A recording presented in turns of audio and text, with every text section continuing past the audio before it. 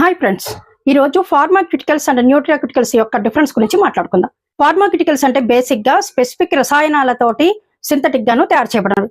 అదే న్యూట్రాక్యూటికల్స్ అంటే స్పెసిఫిక్ పోషక పదార్థాలతోటి పోషకాహారాలతోటి తయారు చేయబడినవి. మన బాడీకి ప్రత్యేకంగా రెండు కర్తవ్యాలు ఉంటాయి. ఒకటి పోషణ, రెండు రక్షణ. పోషణ అంటే proteins, vitamins, minerals, carbs, fat, fibre ఇటువంటి వాటి ద్వారా మన బాడీని మనం పోషించుకోవడం.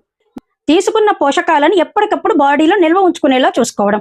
ఎందుకంటే మనకేమైనా రకరకాల హెల్త్ ప్రాబ్లమ్స్ రావచ్చు, ఆరోగ్యాల పాలవ్వచ్చు, లేదా యాక్సిడెంట్స్, ఇంజురీస్ అవ్వచ్చు, లేదా రకరకాల బ్యాక్టీరియాలు, వైరస్లు ఇలాంటివి మనం అటాక్ చేస్తూ ఉండొచ్చు.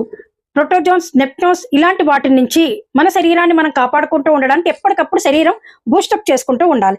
ఎప్పుడైతే పోషణ శరీరానికి సరిగ్గా ఉంటుందో అప్పుడే రక్షణ అనేది కూడా బూస్టప్ చేసుకోవడానికి శరీరం సహకరిస్తుంది. ఎప్పుడైతే శరీరానికి సరైన పోషణ ఉండదో దాన్ని మాల్ న్యూట్రిషన్ అని పిలుస్తాం.